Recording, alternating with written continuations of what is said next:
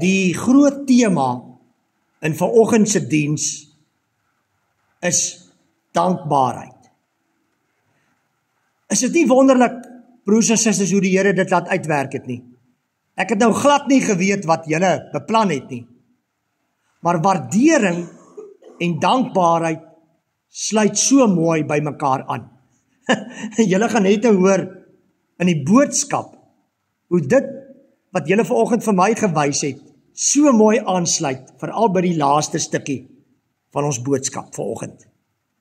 'n Mens kan eintlik maar net weer eens die hand van die Here sien in die voorbereiding vir hierdie erediens.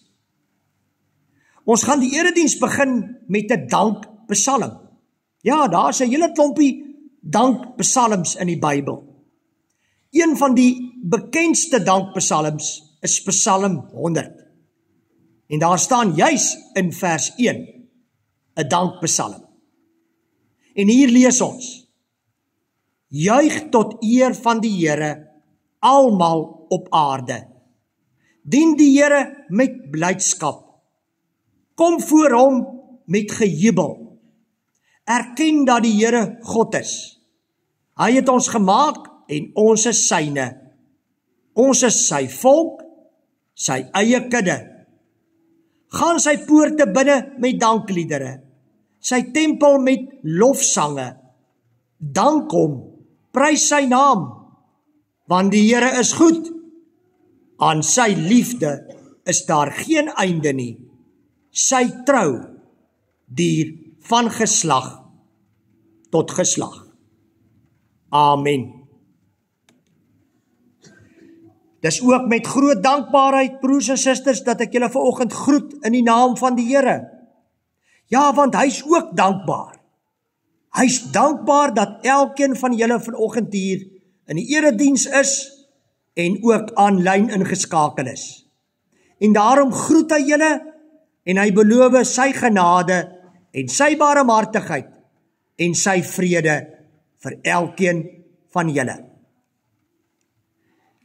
Een van ons mees bekende dankliedere in ons liedboek, wat ons al van kindsbeen afsing, is die pragtige en bekende lied 188.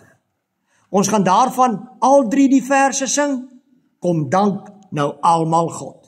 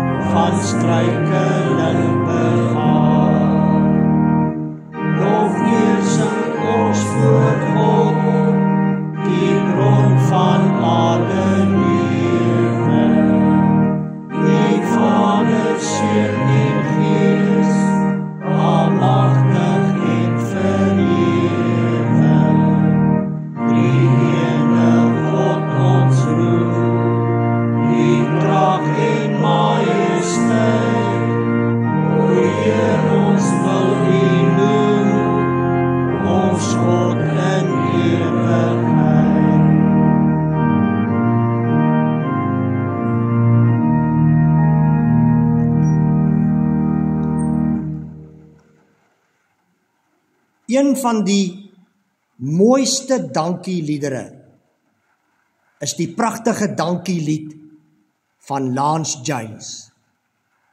Dis eintlik 'n gebed. So kom ons luister na die lied. Kom ons geniet die beelde wat daar voor ons afspeel. En kom ons bid in ons harte sy woorde saam.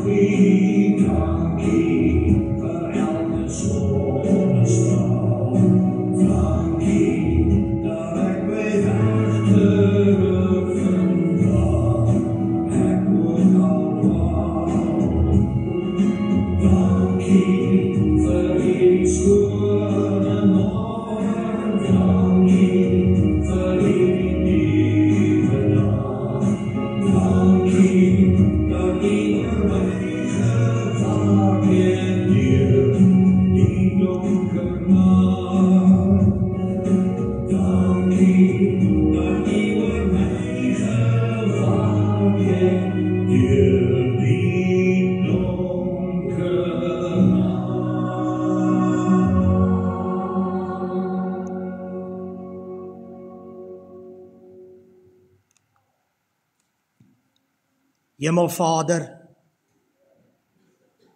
ons wil baie graag saam met Lance vandag vir U dankie sê. Dankie vir 'n nag se rus. Dankie vir 'n nuwe dag. Terwyl ons hier bymekaar is, hoor ons die reën saggies val op die dak. Dankie ook daarvoor. Dankie vir elkeen op ons siekelys, met wie dit beter gaan. En vir hulle wat nog swaar kry, dankie dat U elke dag vir hulle en vir almal rondom hulle krag gee om deur daardie dag te kom. Dankie vir elkeen wat vandag en in hierdie week wat voorlê verjaar. Vir nog 'n lewensjaar vir hulle gegeen, sê ons saam met hulle dankie. En vir U genade wat elke dag die afgelope lewensjaar in hulle lewens was, wat elke dag vir hulle genoeg was, sê ons ook vir U dankie. Dankie Hemelvader vir die kort vakansie wat nou kom plaasvind, waar almal wat betrokke is by ons skole net 'n blaaskans kon neem. En dankie dat hulle almal weer die voorreg het om môre weer met 'n nuwe kwartaal te begin. Dankie Hemelvader vir ons gemeente, vir elkeen in hierdie gemeente, van die jongste tot die oudste. Dankie vir 'n besige program, 'n lewendige program, waarmee ons nader aan U en nader aan mekaar en nader aan die gemeenskap daar buite kan beweeg. En Hemelvader, dankie vir u woord, die Bybel, wat ons nou gaan lees. En dankie dat daardie gebeurtenis, Here Jesus, waarby u self betrokke was, meer as 2000 jaar gelede, waarvan ons nou gaan lees, steeds so baie vir ons beteken. U het hierdie gebeurtenis waarvan ons nou gaan lees, oor dankbaarheid in die skrif laat opteken. Praat asseblief ook vanoggend met ons daardeur. Dankie dat ons alreeds dankie kan sê daarvoor. In Jesus se naam, amen. Ons skriflesing kom vanoggend uit Lukas 17 uit, en daar lees ons vanaf vers 11 tot 19. 'n bekende gedeelte, maar kom ons hoor wat die Here vanoggend vir ons hierdeur wil sê. Ek lees vanaf vers 11. Op sy reis na Jerusalem toe het Jesus almal met die grens tussen Samaria en Galilea langs gegaan. Net toe hy 'n sekere dorpie wou binnegaan, kom 10 melaatse mans hom tegemoet. Maar hulle bly op 'n afstand staan en roep hard: Jesus, Here, ontferm u oor ons. Toe hy hulle sien, sê hy: gaan wys julle vir die priesters. Op pad daarheen het hulle gesond geword. En een van hulle het, toe hy sien dat hy genees is, omgedraai en God hardop geprys. Hy het voor die voete van Jesus neergeval en hom gedank. Hierdie man was 'n Samaritaan. Toe sê Jesus: was daar nie 10 wat gesond gemaak is nie? Waar is die ander 9 dan? Is daar niemand anders wat omgedraai het om God die eer te gee, behalwe hierdie man wat nie eers 'n Jood is nie? En vir hom sê hy: staan op en gaan huis toe. Jou geloof het jou gered. Ons is die afgelope paar weke in Lukas saam met Jesus en sy disippels op pad Jerusalem toe, waar sy sending sy hoogtepunt met sy kruisiging, sterwe en opstanding gaan bereik. Daar is verskeie paaie op pad Jerusalem toe. Jesus kies een spesifieke roete. Die roete op die grens tussen Judea en Samaria wat hy sou kies, is vir ons vanoggend baie belangrik. In ons tyd sou dit gewees het asof Jesus op die grens tussen Israel en Gaza sou reis. Die grens tussen Judea en Samaria was nie so gevaarlik soos die grens tussen Israel en Gaza nie, maar dit was beslis nie die veiligste roete om te kies nie. Die Jode en die Samaritane het nie tyd vir mekaar gehad nie, maar tog kies Jesus hierdie roete. Ons sal later sien hoekom. Op pad wou Jesus net in 'n dorpie ingaan, toe 10 melaatse mans hulle tegemoet kom. Die disippels wou so gou as moontlik uit hulle pad uitkom en Jesus uit hulle pad uitkry. Maar die melaatses het geweet wat kom en hulle het self op 'n afstand gebly en nie nader aan Jesus hulle gekom nie. Melaatsheid was 'n aansteeklike siekte. As jy melaats was, het almal daarom so ver as moontlik van jou af weggebly. 'n Melaatse kon nie in 'n stad bly nie en was gedoem om vir sy bestaan te bedel. As jy melaats was, in daardie tyd, kon jy net sowel dood gewees het. Die melaatses moes iewers, ten spyte van hulle isolasie, van Jesus gehoor het. Want oor die afstand roep hulle hard na Jesus. Jesus, Here, ontferm U oor ons. Hulle ken sy naam, Jesus. Maar hulle weet ook, hy is meer as Jesus. Hy is Jesus, die Here.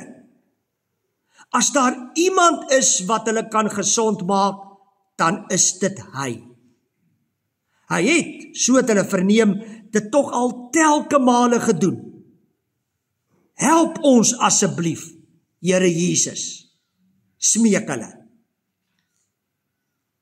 Jesus se reaksie op hulle noodkreet was vreemd. Hy sien hulle, maar hy gaan nie na hulle toe, raak hulle aan en genees hulle nie. Hy roep ook nie oor die afstand tussen hulle en hom uit, dat hulle nou gesond is nie. Nee, hy sê vir hulle, om hulle vir die priesters te gaan wys. Hulle het onmiddellik geweet wat dit beteken. Net die priesters kon melaatses in daardie tyd gesond verklaar en toestemming gee dat hulle weer in die samelewing mag inbeweeg. Dit sou van hulle geloof graan. Om sonder enige waarborg dat hulle genees sou word, na die priesters toe te gaan. Op pad na die priesters toe, is hulle toe genees. Toe een van die melaatses sien, dat hy genees is, het hy 3 besondere dinge gedoen. Hy het in sy spore omgedraai, en teruggegaan na Jesus toe. Al het dit beteken dat hy langer moes wag, om gesond en geskik vir die samelewing verklaar te word. Hy het God geprys. Hy het besef dat net God hom van hierdie verskriklike siekte kon genees. Hy het God hardop geprys, vir almal om te hoor. Die vorige keer toe hy hard geroep het, was hy in nood. Nou roep hy hard in dankbaarheid en lofprysing. En hy het voor Jesus se voete op sy gesig neergeval en hom gedank. Deur so voor Jesus se voete neer te val, het hy gewys hoe dankbaar hy werklik is. Hy het daardeur getoon dat hy Jesus se heerskappy erken en hoeveel respek hy vir hom het. En dan lees ons, hy was 'n Samaritaan. Die ander 9 was waarskynlik Jode, van wie 'n mens sou verwag dat hulle God se hand hierin sou sien en vir Jesus kom dankie sê en God prys. Maar hierdie man, wat nie hierdie agtergrond het nie, en historiese vyand van die Jode was, kom doen dit. Is dit nie dikwels so nie? Mense op wie ons neersien, en mense wat nog soveel probleme het, is juis hulle wat dankbaar is, ook teenoor God, en dit sê en wys. Jesus se teleurstelling oor die ondankbaarheid van die 9 blyk duidelik uit sy woorde. Was daar nie 10 wat gesond gemaak is nie? Waar is die ander 9 dan? Is daar niemand anders wat omgedraai het om God die eer te gee, behalwe hierdie man wat nie eers 'n Jood is nie? En vir die een wat kom dankie sê het, sê Jesus, staan op en gaan huis toe. Jou geloof het jou gered. Hy het Jesus op sy woord geneem en geglo dat hy gesond sal word. Sy geloof het hom daartoe gebring om vir God uit sy hart uit dankie te sê, want hy het geweet van wie sy genesing kom. En hy het verseker daarna, oral waar hy gekom het, by sy huis en verder, sy dankbaarheid gedeel en sy geloof in Jesus uitgeleef. En dit het hom hoop gegee. Hy moes nog steeds sy lewe na jare van isolasie van die grond af opbou. Maar sy dankbaarheid het hom so oorweldig en sy geloof in God so versterk, dat het hom hoop en krag gegee het vir die pad vorentoe. Iets hiervan het in die fliek The Shawshank Redemption gebeur. Die Shawshank Redemption gaan oor Andy, wat verkeerdelik tronk toe gestuur word vir die moord op sy vrou. Daar in die tronk word hy vriende met Red Redding.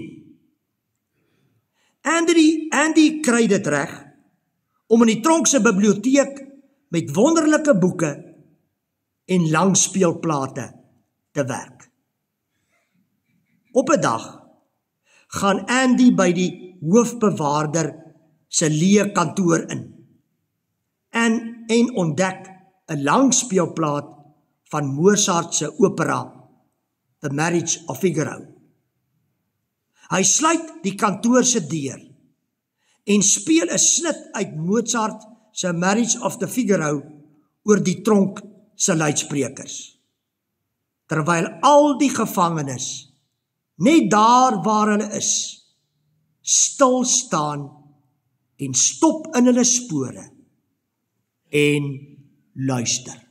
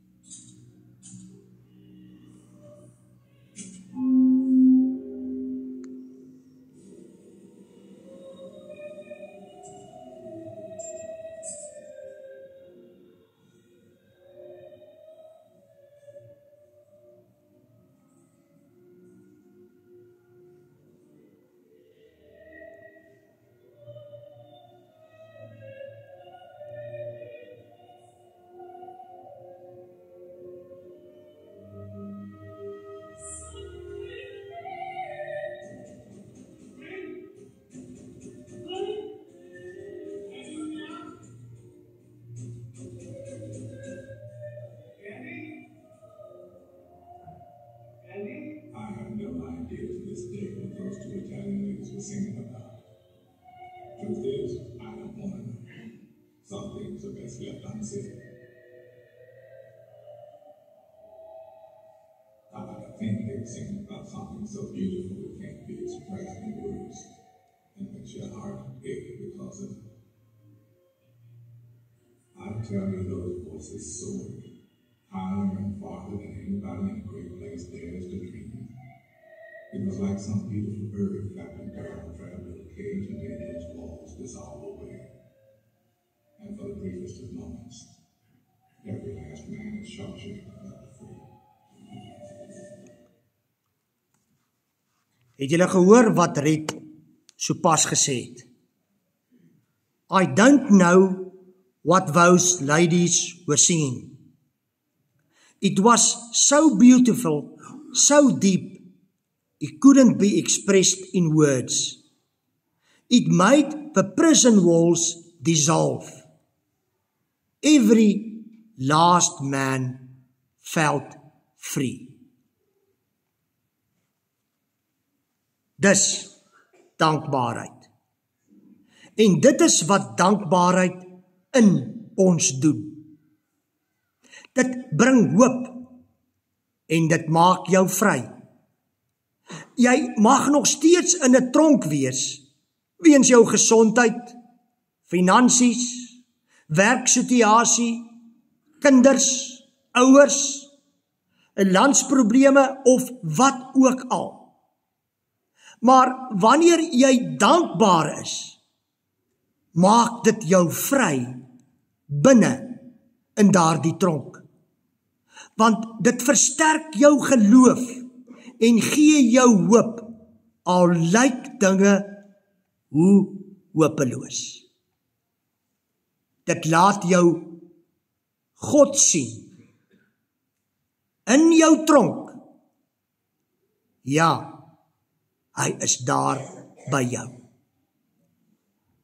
Geen wonder, Paulus skryf dat ons ook wanneer dit moeilik gaan, dankbaar moet wees. Hy weet wat dit vir ons kan beteken. Hy sê in 1 Tessalonisense 5 vers 18, wees in alle omstandighede dankbaar, want dit is wat God in Christus Jesus van julle verwag. As dankbaarheid vir ons soveel beteken, wanneer dit moeilik gaan, kan julle net voorstel hoe ons lewens sal wees wanneer dankbaarheid vir ons 'n lewenswyse is. Dankbaarheid word 'n leefwyse wanneer ons tyd neem om ons seëninge te tel. Ons sê gewoonlik dankie. Dankie vir die nuwe dag, ons werk, kos op ons tafel, 'n dak oor ons kop. En daar is niks daarmee verkeerd nie. Ons moet en ons wil daarvoor dankie sê. Maar kom doen vanoggend hierdie dankbaarheidsoefening saam met my, wat ons anders na dankbaarheid sal laat kyk. Jy gaan nou die rol van die dankbare Samaritaan speel. Jy gaan teruggaan na die persoon wat God gebruik het as genesende krag en teenwoordigheid in jou lewe. Baie mense sal waarskynlik aan hulle ouers dink. Vir die doel van hierdie oefening, kom ons aanvaar hulle het 'n goeie rol in jou lewe gespeel.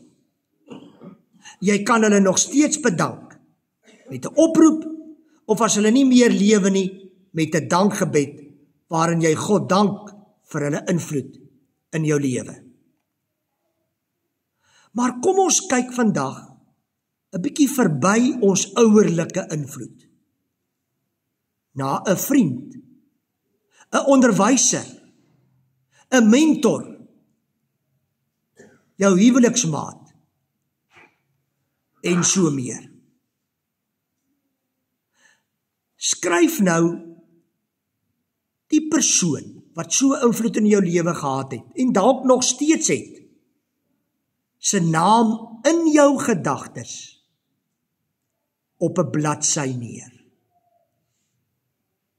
So in jou gedagtes skryf jy sy of haar naam neer.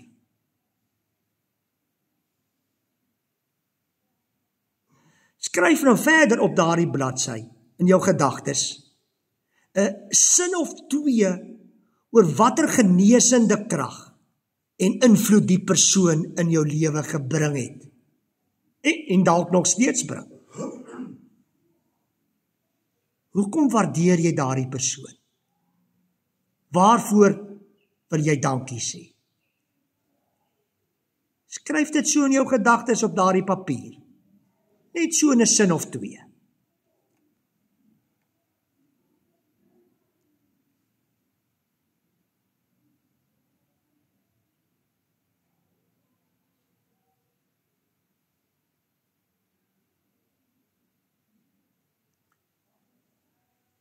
en gaan sê nou vir die persoon dankie. Sommer hierna, dalk net nou met die liefdegawes, as die persoon naby jou is, of later by die huis, of kontak die persoon tydens die week om dankie te sê. Of as die persoon nie meer lewe nie, kan jy dalk sy of haar naasbestaandes kontak om jou dank oor te dra. Wanneer ons vir mense dankie sê, sê ons ook dankie vir God.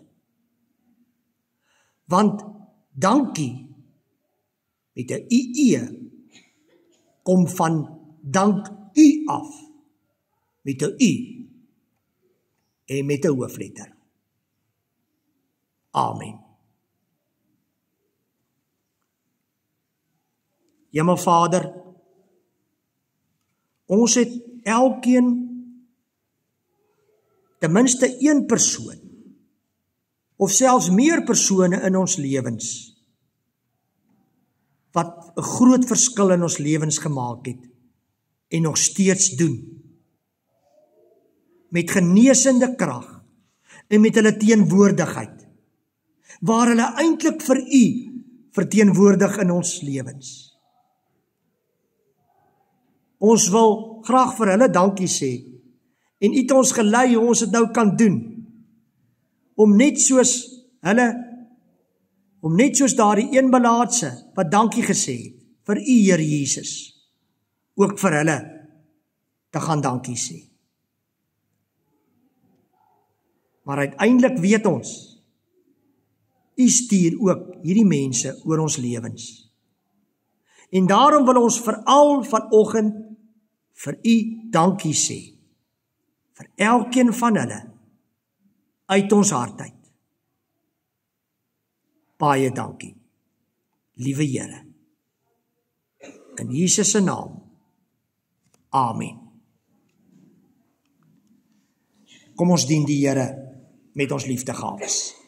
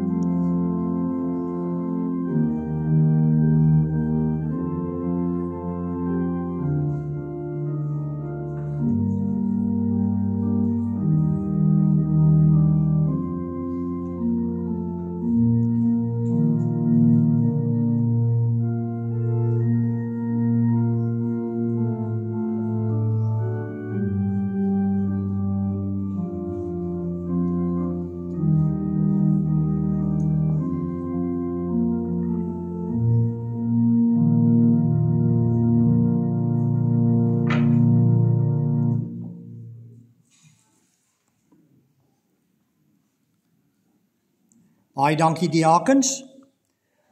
Ons sluit af met die pragtige Magaliesbergse aandlied, lied 562, en daarvan sing ons vers 1, 2 en 4, aan U o God, my dankgesange.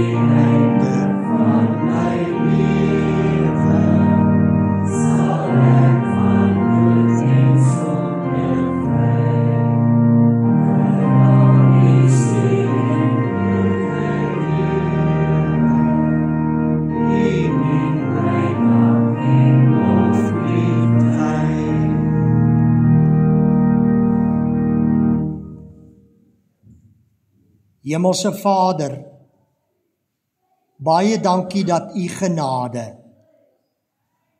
Here Jesus, baie dankie dat U liefde. En Heilige Gees, baie dankie dat U gemeenskap met almal van ons en met elkeen van ons sal wees, ook in hierdie week wat voorlê.